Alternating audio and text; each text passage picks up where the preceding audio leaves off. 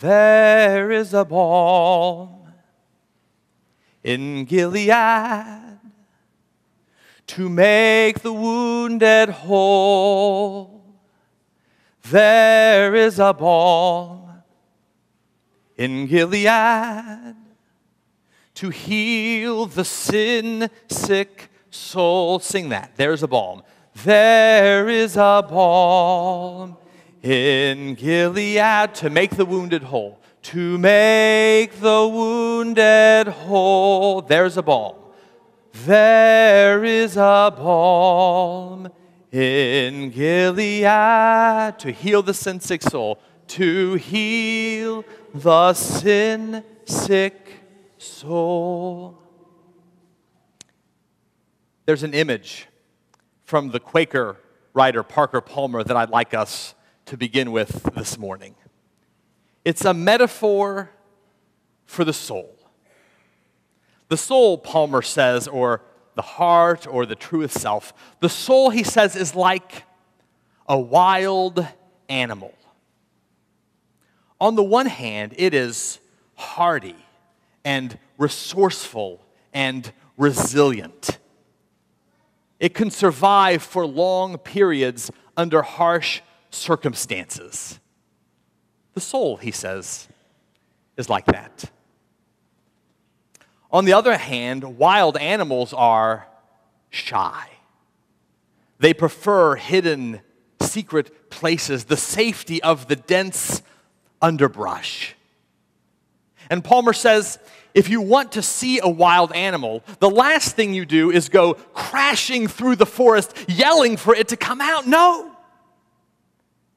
You walk quietly and wait patiently. You fade into your surroundings, and maybe this creature, this beautiful wild creature you're looking for, will make an appearance. The soul, he says, is like that. So let's keep this image in our mind for a few moments. The wild, shy soul. In this story from the Gospel of Mark, we encounter two strikingly different characters. Jairus, a leader of the synagogue. He's like that Presbyterian pastor who's been in town for 25 years and everyone knows and loves him. Or the town councilman who's been elected for 12 terms to the town council because everyone knows and trusts him. Jairus comes openly begging for Jesus to heal his daughter. He's assertive. He's passionate. He's used to being in front of people. He's not shy. So he knows how to get what he wants. Stand up and ask for it. The other character is remarkably different. This woman, likely of significant social disadvantage, she has had a bleeding condition for 12 years. And so she's been ritually unclean, cut off from others, cut off from her religious community. But she's heard about Jesus. The problem is she is shy. She couldn't dare do what Jairus has done to stand up and beg for a healing, but she longs just as much as he does, longs for her body to be healed, longs to be restored in her relationship, to be restored in her faith community. This longing has taken her from physician to physician, from charlatan to charlatan. She's endured much and spent all of her savings. She has survived for a long time under harsh conditions. But she longs to be whole. And so rather than brashly confronting Jesus, she sneaks up on him. Like a shy, wild animal, she crawls from out of the underbrush just to touch the one she knows can make her whole. two strikingly different characters, both in desperate need of Jesus. Now, the simple, straightforward way to read the story is to see it as the story of two different kinds of healings of two different characters. But this morning, I'd like for us to think about it in a very different way. And let the story of these two characters become rather an allegory, an extended metaphor for the journey of the soul. So in this case, Jairus and the woman, these two characters become aspects of one life, of our life, and of our journey. We each have a Jairus aspect to our lives, don't we? Psychologists and sociologists have long noticed and said what they call people have an onstage life and a backstage life. And Jairus is that symbol of our onstage life. He knows how to get what he wants. He's learned what kind of public persona you need to put on in order to negotiate the complexities of this world. He asserts himself. He asks for what he wants. He's the kid who quickly learns what behaviors please the parent. He's the worker who doesn't take long to learn what public persona keeps the boss happy. You don't have to live for very long to learn what masks you have to put on and what roles you have to play in order to negotiate life in the world. The Jairus aspect of our lives.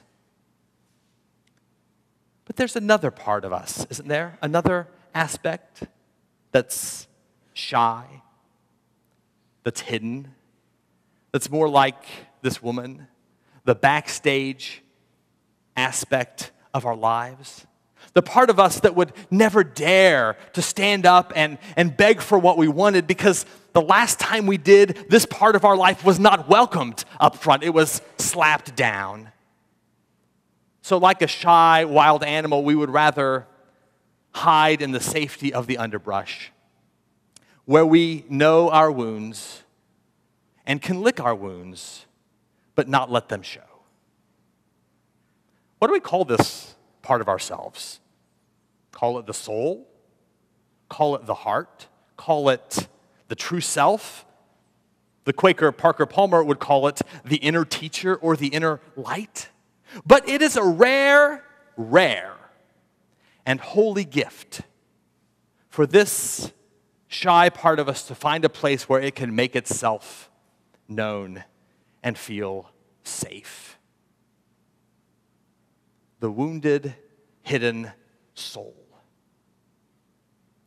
So what are the wounds that keep this hidden part of us safe behind the mask of the Jairus self, safe hiding in the secret places? What are our wounds? Well, there are three of them. In Christianity, we talk about inherited wounds. There are a number of ways to talk about this. We have in our faith the language of original sin. That woundedness that we come into life already bearing. Now, sometimes this language of original sin becomes rather narrowly focused, and it's hard for us to understand. It begins to sound like guilt for things that we didn't actually do. But there are other ways to think about this. To think that we are simply born with wounds, born with predilections to live in ways that don't contribute to the wholeness of ourselves and others, but rather further contribute to the brokenness of the world. Our inherited wounds. And then, of course, coming out of those wounds are the self-inflicted wounds. This woman, it says, endured much under many physicians. We have endured much under ourselves, haven't we? Under the choices that we have made or the paths that we have chosen to follow. Paths that are incongruous with the beauty and the love God created us for. Self-inflicted wounds. And then there are the wounds that are most obvious to us. The wounds inflicted by others. Oh, we know how in small and large ways others can wound us. We can be wounded in our families. We can be wounded in and by our churches or in our schools. Think about how long it takes to recover simply from a stinging word that a friend gives to you. Now imagine how long it will take for the boys and young men wounded by the Jerry Sandusky's of this world to ever trust again, for their souls to crawl out from under the places of hiding and their places of retreat. We don't have to be in this world for long to know and carry the wounds we receive at the hands of others.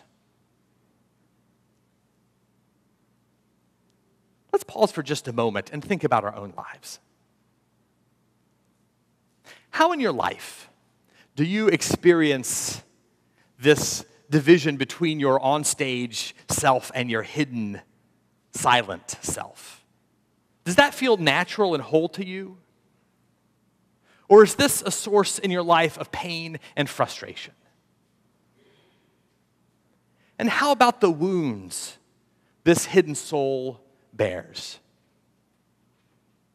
Do you have those self-inflicted wounds that makes it difficult for you even to trust yourself? And how about the wounds we've received from others?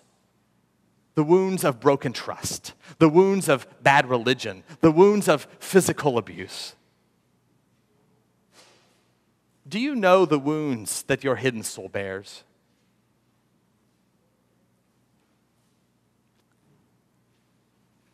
There's something the shy soul knows, something it hasn't quite forgotten, where healing can happen, in whose presence it is safe to crawl out from under the brush. This woman crawls to Jesus. In the midst of the crowd, anonymously, she comes to Jesus. She sneaks up on him. She makes herself known only to sneak up on this one who knows her wounds more deeply than she does, who longs for her wholeness more than she does, who knows the sting of isolation as well as she does, and yet who allows her to sneak up on him so she can connect with the source of healing. She touches his garment and her body is healed. But then notice what Jesus does. He invites her further along this journey of healing. Who touched me, he asked. And he invites her hidden self to become a public self, for her isolated self to join others. Disconnected from her community as her healing is beginning, Jesus invites her to come even further from out of the thicket and to claim her voice.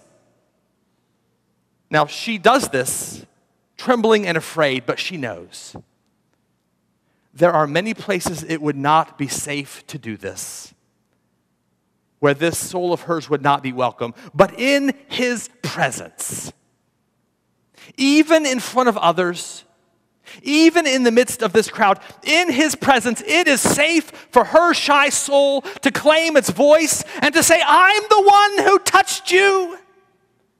I'm the one who is healed.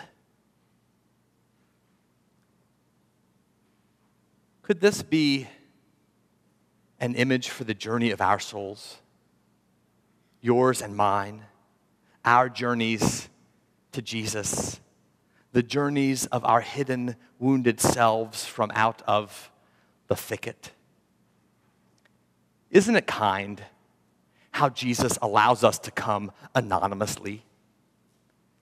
I remember the days, and you might as well, when churches at the beginning of worship made first-time visitors stand up and say their name and where they were from, and we all clapped for them and welcomed them. And how many of these folks were shy souls just trying to sneak up on Jesus, coming back or coming for the first time? Maybe that's you today or that was you 20 years ago. And you don't need to be called out and made an example of, just to be left alone.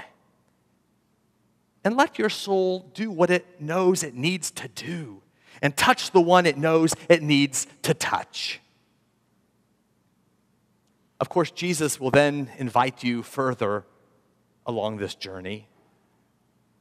eventually hoping that this hidden self will become a public self and will become reconnected to others and a part of a community so that it can claim its voice and stand up and say, I'm the one who has touched you. I'm the one who has been healed. I am on this journey. This is a holiday week. We have a day off. It's a chance all of us will have to wear those public faces at cookouts in the backyard, at gatherings with friends, at gatherings with our families. We'll have plenty of chances this week as we gather to celebrate the 4th of July to be on stage. This morning,